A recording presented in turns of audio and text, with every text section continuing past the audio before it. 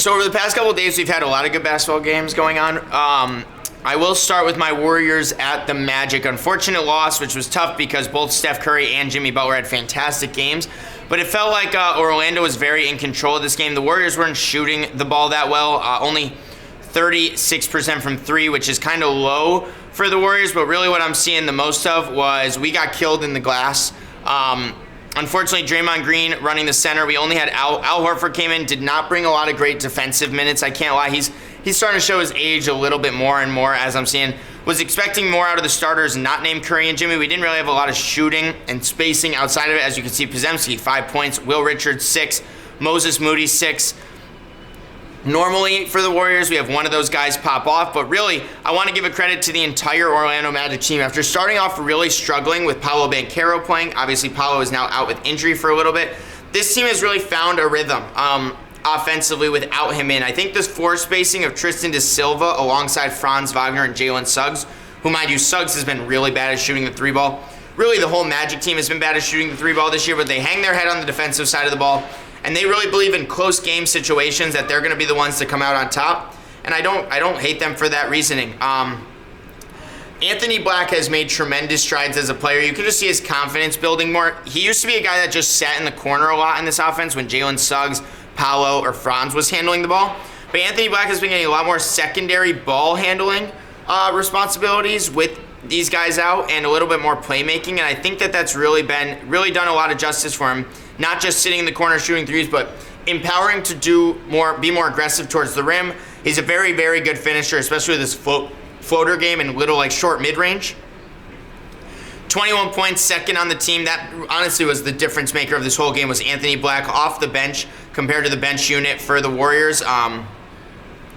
Tough game overall for the Warriors, and then you'll see that the Warriors don't play their guys on back-to-backs, so unfortunately we took 2 losses in a row this weekend. But big win for the Magic, home win. Play the song, if you know, you know. Celtics beat the Brooklyn Nets 113-99. I don't have too much to say about this. Shout out Michael Porter Jr., but outside of that, I'm happy that Jaeger Demon is still getting the minutes. Finally, Nolan Traore got into the game. Yippee, 2 minutes, guys. Yippee, Danny Wolf got in the game, 2 minutes. Thank God we used those first-round picks to play our guys at home for 2 minutes in a blowout loss. It's like, man, it really boggles my mind what this team is doing in Brooklyn. Don't have much to say on this. Good win for Peyton Pritchard. He started to look a little bit more confident in that starting lineup because I think that him being implemented in the starting lineup for the first real time this year has been a little struggle for him. Just because he's so used to being that spark plug off the bench, and then they change the role. They make Anthony that kind of role, and they make Pritchard play all the minutes now offensively. He's got to be loving it, but he was struggling a little bit to start the year, specifically on the defensive side of the ball. I'm seeing his shot and his rebounding become more aggressive as the season's gone on. I think that's going to be huge for them. Cade Cunningham takes down the Atlanta Hawks with the Detroit Pistons going to 13-2. Shout out Cade and Jalen Duren, man. I could talk about Jalen Duren a lot because even earlier this week, I believe it was the game against Indiana. 31 points, 15 rebounds in that Indiana game, and then following it up with a 24.8 rebound, 3 assist game against Atlanta. Jalen Duren is becoming one of the best centers in the league right now in front of our eyes. He is starting to become more confident in his pull-up mid-range. He's got really nice one-on-one isolation moves from the high post. I've really loved watching him make huge strides this year as a basketball player.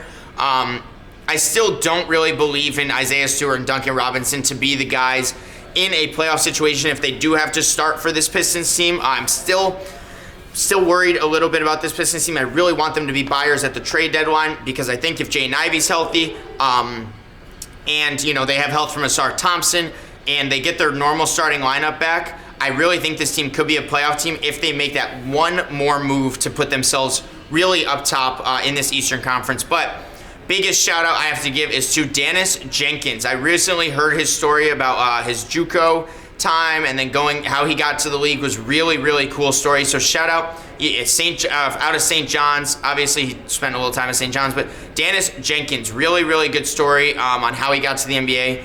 And overall he's brought incredible secondary ball handling responsibilities to this Pistons team. He actually had the highest plus minus in the whole starting lineup. So shout out Dennis Jenkins for kind of being a guy that no one had heard of and coming in and making really impactful plays for the best team right now in the entire Eastern Conference. San Antonio Spurs take down the Memphis Grizzlies. No Ja Morant, as we know, due to injury, but Zach Edey is finally back and playing some, important minutes. You'd like to see him take more than 10 shots, I can't lie, with Triple J taking 20, Cedric Coward taking 15, Vince Williams coming in playing 30 minutes, 15 shots. Now, mind you, Vince, he was the primary ball handler on this in this starting lineup. They kind of ran him as like a bigger point guard in this game against San Antonio. Now, mind you, San Antonio, no Victor Wembanyama, no Stephon Castle, but shout out De'Aaron Fox. With those guys going out, now it's his turn to step up to the plate. 26 points on 50% shooting. It was a very well-rounded game for the Spurs. As you can see, they had 5 players in double digits. Luke Cornett got the start and had, even with not scoring a single point, solid defensive minutes down there. Obviously going against Zach Edey and Triple J is not the easiest thing, but I thought he held his own very, very well. Kelly Olynyk came in and was kind of that spark plug defensively off the bench that they really needed. Big win for the Spurs. I'm interested to see what their record looks like when Castle and Wemby come back from their injuries, but you kind of want to see that if you're a Spurs fan, that even with a couple of injuries, you can still beat the lower end teams in the West. And if you're the Grizzlies, man, you really got to think about trading Ja Morant and or Triple J very, very soon, because 4-11 record is not where you want to be if you're the Grizzlies at this point in the Ja Morant era, especially with, it being rumored that he doesn't get along with coach well and all the stuff that's going on. The game I did get to watch a lot of was LeBron James' first game of his 23rd season. I can't believe I'm saying that, but that is incredible. He had 6 assists in the fourth quarter, which got him to 12 assists for the game, 11 points. He actually only took 7 shots. He fit right in to what the Lakers team was doing. I really, really believed that he would, but I want to see it happen. Man, this team is a scary team now that LeBron's back, because this Luka and Austin Reeves backcourt, JJ Redick has found this scheme, this like pick and roll, flash to the other side, and then maybe they run another pick and roll. It's like the Luka and Reeves ball up top on the perimeter is beautiful to watch. It's them going back and forth, them always being good shot creators.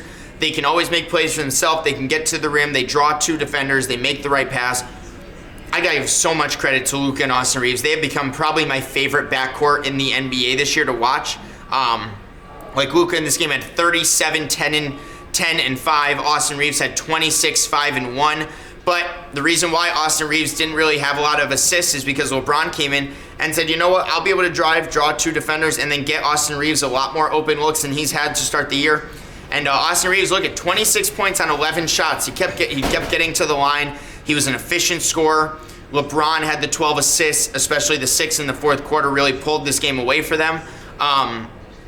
As for the Utah Jazz, Keontae George has made great strides as a point guard. He's one of those guys that you kind of, when you drafted him with the 16th overall pick in 2023, you knew he was going to come in and be kind of a combo guard. Those guys tend to lean into their scoring abilities first and learn the playmaking aspects of basketball second.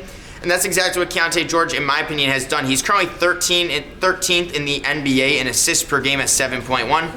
24th in the NBA, though, in points per game at 23 points a game, which is really going under the radar. I honestly didn't know that until I recently looked at that the other day. But yeah, Keontae George is becoming way more confident as the primary ball handler and main scorer in this Utah offense. And then shout out Larry Markkinen, who's just been incredible. He looks like he's a mismatch with anyone guarding him, because he's so tall. He's 7'1", he's 240, so he can put you in the post. He can hit you with a post fade. He's one of the best shooters in the league in terms of three-point shooting, especially for his size. He's awesome, man. He is such a good player to watch. His development in Utah has been incredible. I really, really, really hope that one day he could get some meaningful minutes on maybe a championship caliber team. Like, for example, I know Draymond Green said no to trading for him for the Warriors. I don't think there's anything a Warriors fan would want more than a 7'1" guy who's averaging 30 points a game to start the year. Like, that just sounds like exactly what the Warriors could have used. So thanks, Draymond, for saying no to that trade to keep Brandon Podziemski, who's giving us 5 points off the bench. But I love Larry Markkinen. I think that his value is only going up right now. He's only becoming a better player.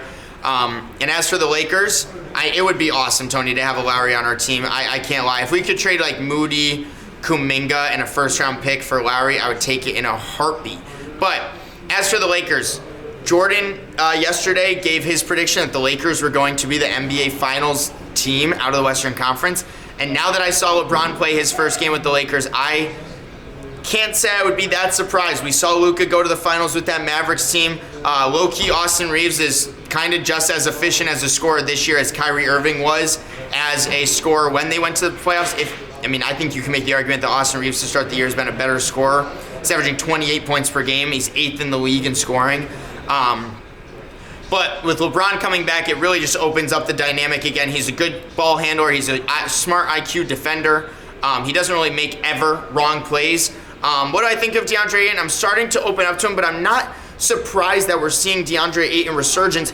You have Luka Doncic. Luka Doncic has made Derek Lively good. No offense, Daniel Gafford really good. Those two guys have really not been great NBA players outside of their time with Luka Doncic. Daniel Gafford was like a throw into a lot of trades in Chicago and Washington. No one wanted him, and next thing you know, he's dropping 30-point games when he goes next to Luka. Derek Lively is looking like the best running center as a rookie. If you remember, he was a rookie the year that they went to a finals, and Derek Lively looked like one of the best centers of that playoff run. So I don't see why we're that surprised that DeAndre, and at least on the offensive side of the ball, is very aggressive and being very good. He gets the easiest looks. I saw this one play where LeBron was in the post on the right side.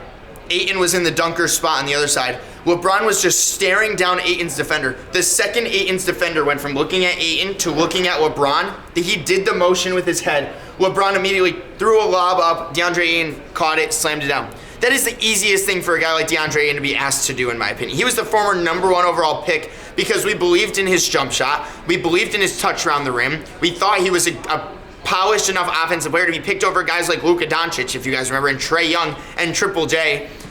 We shouldn't be that surprised that when his role on a winning team, you got to remember, he's been in Portland since Phoenix, and he also was hated in Phoenix that whole time. Monty Williams outwardly did not like him and said that over and over again.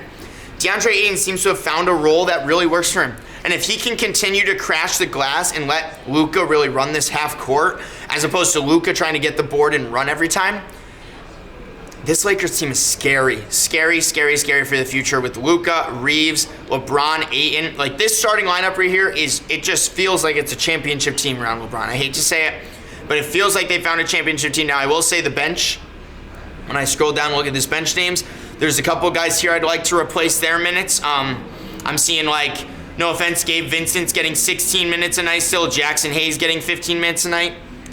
I think that they could blow a game against the Oklahoma City Thunder, and just guys like that could be the difference maker for why the Thunder are just straight up better than the Lakers in the playoffs. But, as a Lakers fan, there's nothing you could ask for more than to say Luka Doncic and Austin Reeves are your two guards. They're both top 10 in scoring this year. You now have maybe the greatest playmaker in NBA history coming back to that team, and a center that openly seems like he's happy, wants to be there, and wants to play in his role. That sounds like all you could ask for if you're a Lakers fan. So big win for the Lakers there, even with Keontae and Larry Markkinen dropping 30+. The Lakers still win by 14 points due to a dominating third quarter, which I tend to always look at the trends of which teams are the best in the third quarter going into the playoffs, because I personally believe that the third quarter is the most important quarter in basketball. There's so many reasons I could say that, but Tony, you and I should know better than anyone as Warriors fans, Tony. The third quarter is when the great teams blow the other teams away, and the Lakers have been recently, I've noticed, been a very good third quarter team, so it makes me feel better about them going into the playoffs. Portland Trailblazers lose to the Phoenix Suns 127-110. My biggest takeaway from this really the Phoenix Suns in general, is I want to give a big shout out to the Phoenix Suns head coach. He is the guy, I believe his name is Jordan something. It's not. Hold on, let me look up Suns head coach. He came over. Sorry, Jordan Ott. Yes, Jordan Ott. He came over from the Cleveland Cavaliers. He was the assistant coach to Kenny Atkinson for the past year. Now I know him, and I believe the other assistant coach, his coworker, were both interviewed for a couple head coaching positions, and he ended up getting the main one out of the Cleveland kind of family tree. It has been really cool to see this really extended lineup for the Phoenix Suns throughout this season. Once again, Phoenix pulled away in the third quarter. It was a very close game up until the third quarter, where Devin Booker took over the game, 19 points on only 13 shots, 5 assists, 6 rebounds. The one thing I've noticed, though, this team really does a good job of just taking advantage of mismatches. The second that they get the matchup they want, whether it's Ryan Dunn on a smaller guard, whether it's Dylan Brooks on a smaller guard, Royce O'Neal completely just spreads the floor. He is out there to spread the floor, play good defense, rebound a couple of times, and hit your threes. That's all Royce O'Neal is there for. But outside of that, when they get their matchups they want, whether it's Devin Booker in the pick and roll with Mark Williams or it's a Dylan Brooks isolation against a smaller guard, they will attack it immediately. And I also love Colin Gillespie off the bench. I thought he has brought incredible, valuable minutes as a point guard because this team really doesn't have a true point guard in their starting lineup. Devin Booker has been the primary ball handler. But when they bring Colin Gillespie off the bench, it feels like when the Rockets bring Reed Sheppard in off the bench. It just brings a different dynamic, a faster play, a guy that's able to read pick and rolls more, make his faster reads on the specifically passing the ball, 6 assists. I've really loved the dynamic that Colin Gillespie brings to the team. Jordan Goodwin was the guy that, if you remember, the Lakers gave up on this guy last year. He had a couple bad games. He's going into he's in his 4th season now, but he's brought a couple valuable minutes off the bench. They're starting to, Phoenix Suns are going to be one of those play-in teams. They're going to hang around. They're going to be a team that in the regular season, if the Warriors are on a double of a back-to-back and they're playing the Phoenix Suns, or a good team is missing a guy or two, the Suns are going to give them a run for their money. They play hard every day. I love the culture that Phoenix is starting to build. I will say it sucks seeing Devin Booker probably end his Phoenix Suns tenure as like a 10 seed over and over again. Even when Jalen Green comes back, I don't think this is a team that could beat anyone in a 7-game series in the playoffs. And that's also, I don't even think that they could probably make it out of the play-in, if I'm being honest, unless they catch Grizzlies or a Clippers team on a bad night. But overall, I really like what this Phoenix Suns team has done this year. From a team that, had to blow it up after they tried the Bradley Beal, Kevin Durant experiment. That didn't work out. They had to blow that up. They trade KD for Jalen Green. They basically get rid of Bradley Beal for absolutely nothing, and thank God they did because the Clippers are now, on the bad end of that. Love what Phoenix has done. As for Portland, they're still a very young team. They didn't have Drew Holiday this game. They didn't have Jeremy Grant. Obviously, no Dame, no Scoot Henderson.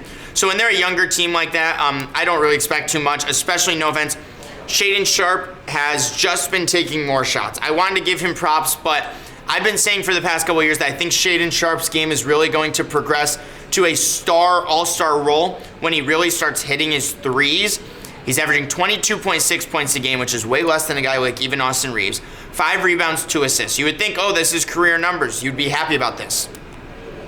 He's just shooting a couple more 2s a game. He's actually shooting the lowest efficiency he's shot. He's shooting the lowest 3-point efficiency he's shot, and his playmaking has also gone down. I know that they're enhancing him to be more of like that secondary ball handler next to Denny Avdia, who's kind of more of a playmaking forward and draws a lot more attention. But man, I really wanted to see more out of Shaedon Sharpe this year, especially shooting the 3. He had 29 points the other day, 0 for 6 from 3. Just got to start hitting your threes, man. I think that he could really go from a 22-point per game young player to like a 26-point per game young player, and then we can start talking about the Tyrese Maxey jump of the world, that kind of guard jump. But until he starts hitting his threes, it's going to be very hard for me to want to buy into the Shaedon Sharpe hype train. Following the double back-to-back, I mentioned it earlier, but the Warriors unfortunately did lose last night to the Miami Heat. Now, if you see our starting lineup, you're going to notice no Jimmy, no Draymond, no Steph, no Al Horford. It's going to be tough for the Warriors to win any game on the road, especially against one of the best coaches in the NBA. It's going to be hard for us to win. My biggest takeaway from watching this game, Tony, I don't know how much you watched this game. Man, do I love Pat Spencer. I don't care if he was that ex-lacrosse player or if he's not a player that most teams would want on their team. I love watching Pat Spencer play. He's an aggressive guy. He loves playing the game of basketball. You can just see it when he's on the court. He's got so much good energy. He really does make the right play a lot of the time. He's just like a 6-foot guard as a white guy. Your ceiling is so limited when you're a Pat Spencer build. But man, 11 points, 13 assists for Pat Spencer. He was the complete main ball handler in this game.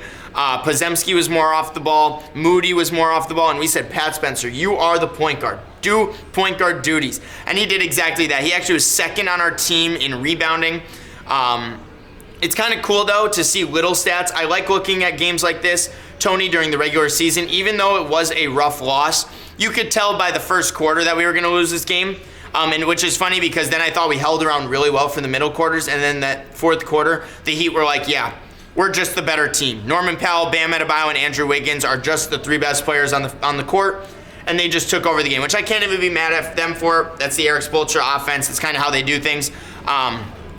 But I loved watching our young players get minutes, especially, if all 4 of those guys are going to not get minutes, you got to see something positive out of it. And in my opinion, Podziemski getting more confident with the ball in his hands, 20 points. Buddy Hield took 15 threes.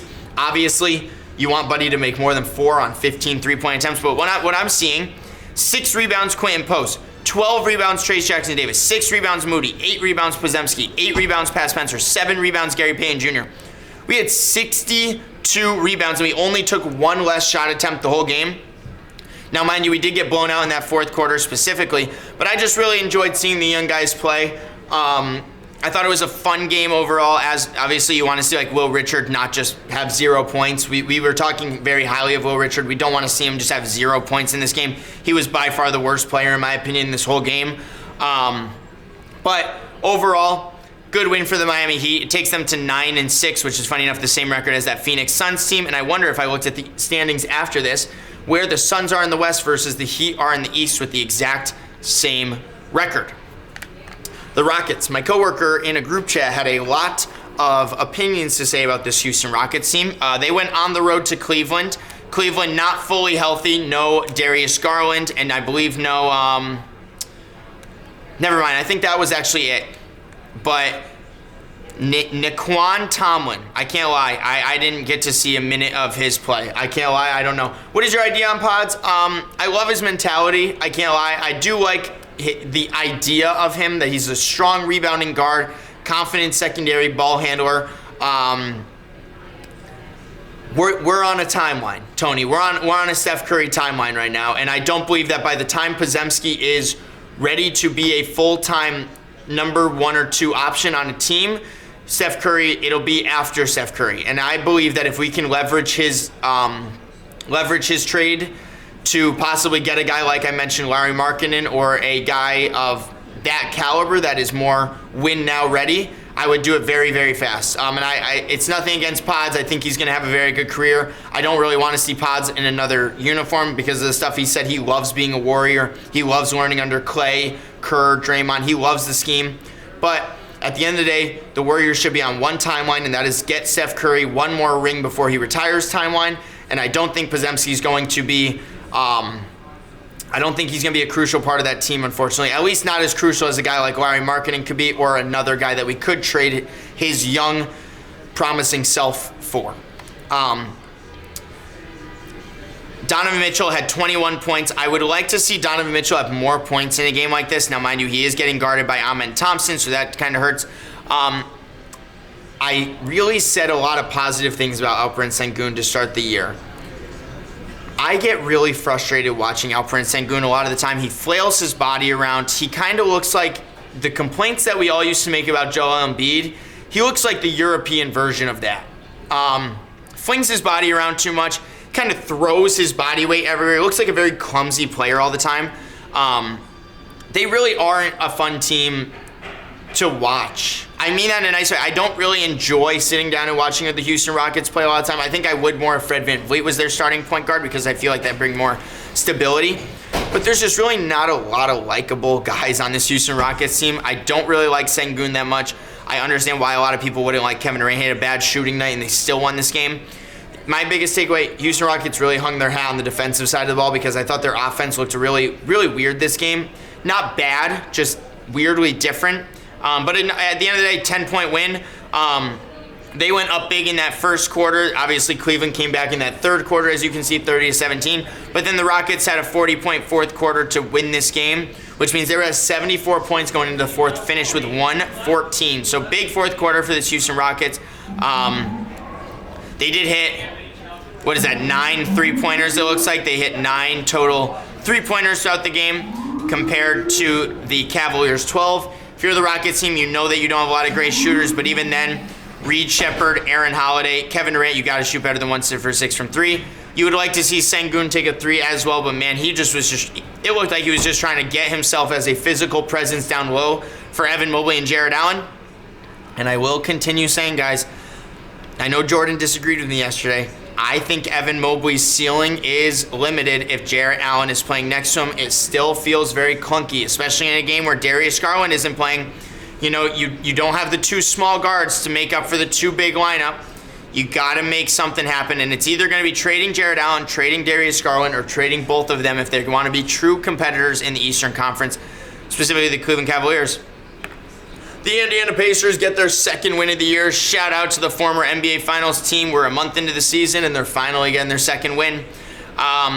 Good game for Pascal Siakam. Big game for Benedict Mathurin. This feels like the true starting five that we've been waiting to see in Indiana. I swear that they've been dealing with all these injuries all year long, but this was the lineup I was expecting them to run with. I think they're still missing Aaron Nesmith, but even then, Ben Shepherd kind of looked like Aaron Nesmith out there. Andrew Nembhard at the 1, Benedict Mathurin at the 2. A mix of either Ben Shepherd or Aaron Nesmith at the 3, Siakam at the 4, and then Isaiah Jackson at the 5. That is the lineup I've been kind of expecting to see out of this Indiana Pacers team. So to see them get a win against a injury-filled Charlotte Hornets team doesn't surprise me too much. Now, LaMelo is one of the most talented players in the league, but if I go over LaMelo's game log over the past couple games, 18 points, 20 points, 18 points. Look at this field goal percentage. 23%, 31%, 33%, 36%, 33%. He has not been shooting the ball well at all.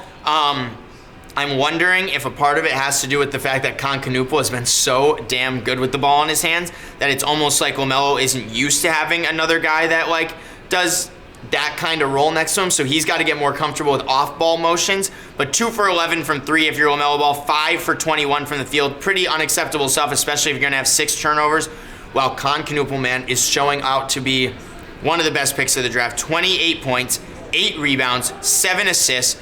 Man, 2 turnovers total. I know he didn't record any defensive stats, but he's not a liability defensively. There's a reason Charlotte's giving this guy 42 minutes a night in his, 15th NBA game ever. He is a really, really, really good player, Con. He can shot create, he can shoot the 3, he can make the right pass, he's a good rebounder, he's a good defender.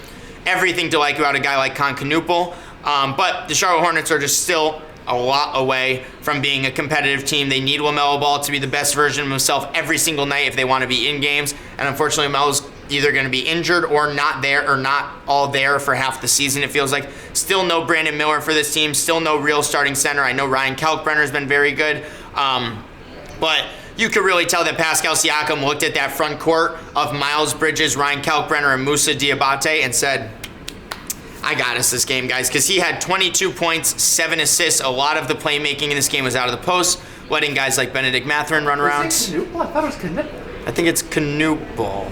You might be right, though. Both ways are funny. Both ways are funny. True. I love Con, man. He's such a good player, though. He's good. Very good. Right out the gate. Exactly. I didn't expect that, especially Charlotte making a good draft pick. This is new for them. But yeah, shout out Mr. Khan for having a very good game, even in a 9-point loss against arguably one of the worst teams in basketball. Feels like a lot of teams lost at home this weekend, or this past couple days. The Toronto Raptors win 121 on the road in Philadelphia. Puts Philly at 8-6 on the year. Toronto, sneaky 10-5 team. They've been relatively healthy to start the year, which is not something you normally say about Toronto. I feel like by this point in the season, they're already dealing with, 2 to 3 injuries that are out for a couple months. But man, if you're going to have 5 starters drop 16 plus points, all take relatively the same amount of shot attempts, I love this Darko offense. I love it. I think it's empowering everyone to be the best version of themselves. Look at Brandon Ingram, 10 shot attempts, 22 points. RJ Barrett, 12 shot attempts, 22 points. If you can get this somewhat consistent, I'm not saying they're going to only take 22 combined shots a game, but if they could both be around that 20-point per game mark with way more efficient scoring, this Raptors team is going to be very, very good. I kind of bought into the Raptors a little bit more after Jordan was hyping them up. I watched a lot of Raptors ball last night because I wanted to see what I was missing out on. And man, they are a really, really well-rounded team. There's no other way to put it. They don't really feel like they have one superstar. I know Scotty Barnes is supposed to be the best player on this team, number 1 option on a day-in, day-out night. But wow, this team is so well-rounded. They're so well-coached. Jacoby Walter off the bench brought great floor spacing. Grady has not been getting the minutes you want to see off the bench, but if they're going to win games with this starting lineup, why change it? 10-5 right now, which if I go to the Western or the Eastern Conference standings, that's putting them as second in the East. Look at them. They're a half game above on the Knicks. They're a half game up on the Cavs. Would love to see Toronto hang around a top 5-6 seed in the playoffs and potentially be buyers at the trade deadline. I could really see, an Emmanuel quickly upgrade being well needed, because I know he's really not the playmaker that they think that they want him to be in this offense. I think they could use a little bit more of a playmaking guard up there and not just a pure scorer, so that Grady could get more valuable minutes, Jamal Shed could get more valuable minutes, Jacoby Walter more valuable minutes. But I'd love to see this team buy for one of those, guards at the deadline that maybe are unhappy in their situation. But if the Raptors could stay as a top 4 seed, they would definitely be a team that a star player would want to go to. The Minnesota Timberwolves give the Wizards their 13th loss of the season. That brings them to 1-13 on the season. Now the positives for the Washington Wizards is, Trey Johnson is an efficient scorer. They got to be giving Trey Johnson more than 17 minutes tonight. No offense. If CJ McCollum's getting 31, if Bub Carrington's getting 17, there's no way Trey Johnson cannot be getting more minutes in this offense. I really love Trey Johnson. I think his development's going to be very, very perfect under a guy like CJ McCollum. But my biggest takeaway is that Keyshawn George, out of Miami, he was the 24th pick to the Knicks. He kind of fell. I had him as a lottery talent coming into the draft, and then he fell all the way to 24.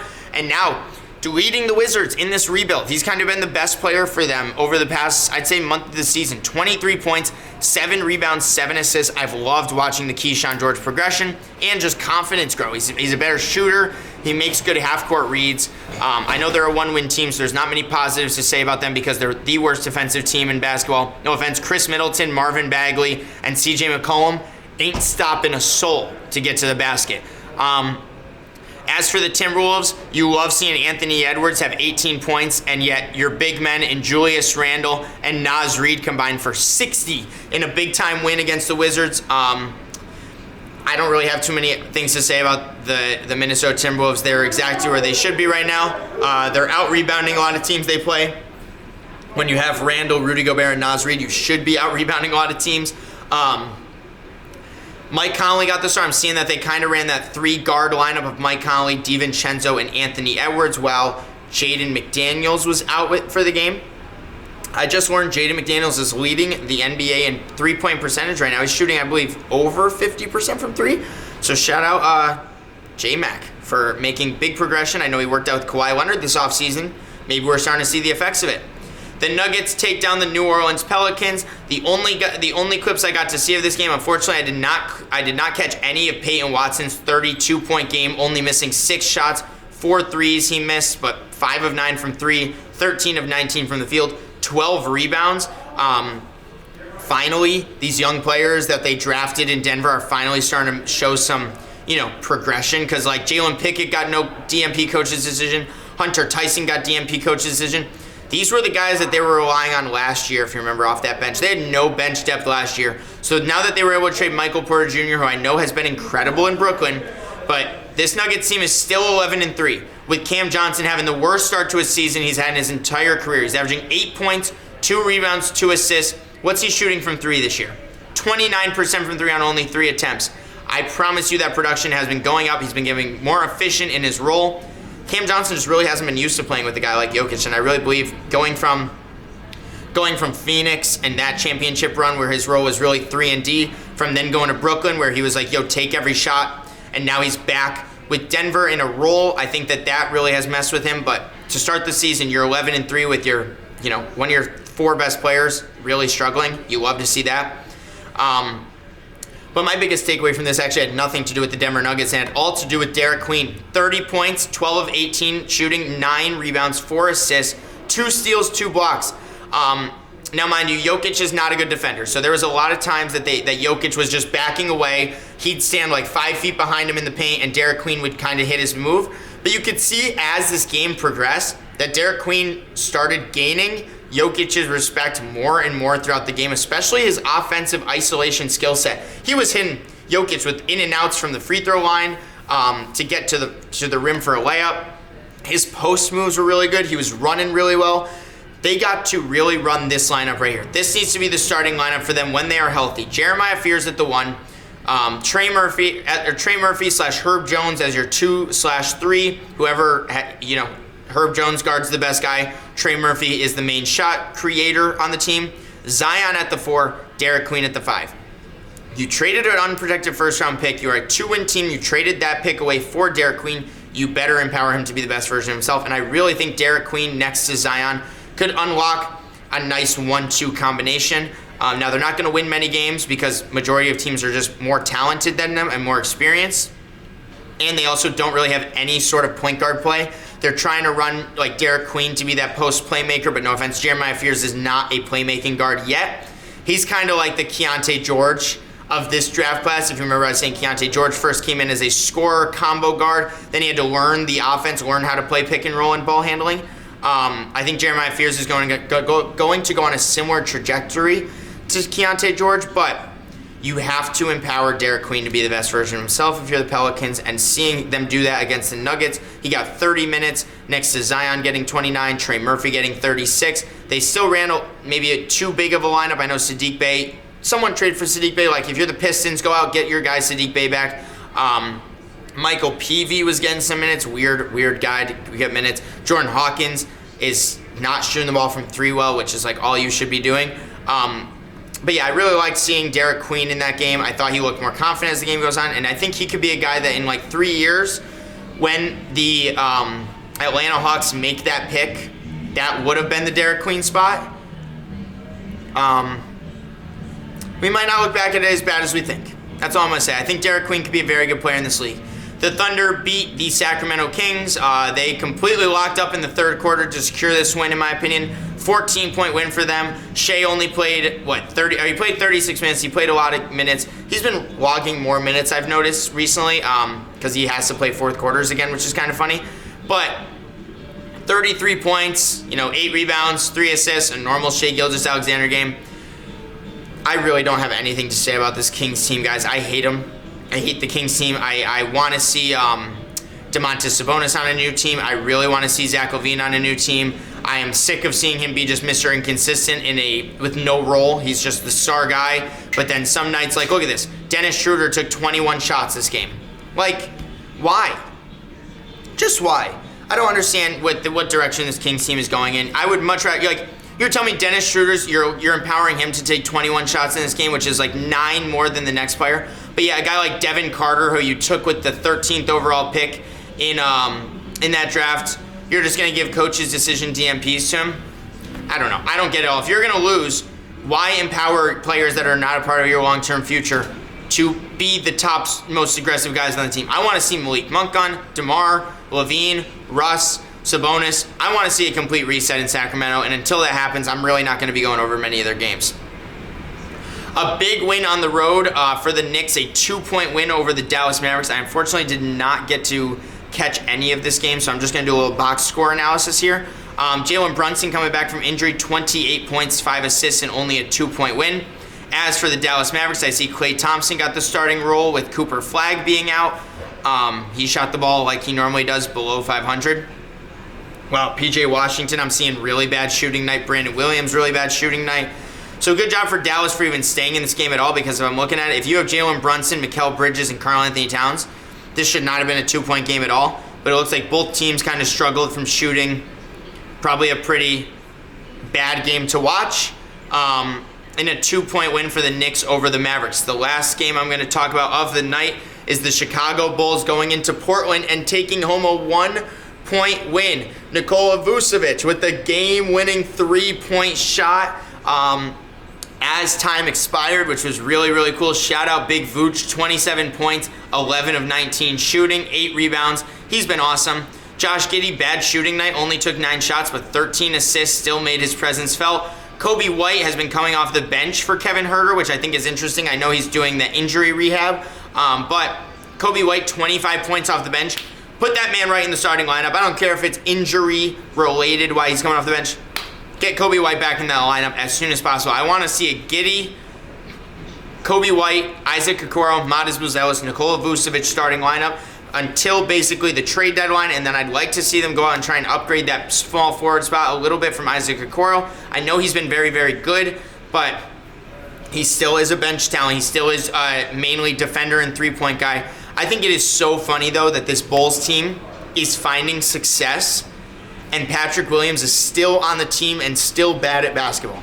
I just think it's so funny how it feels like we are in what year? He was drafted in 2021, I believe, Patrick Williams, or 2020.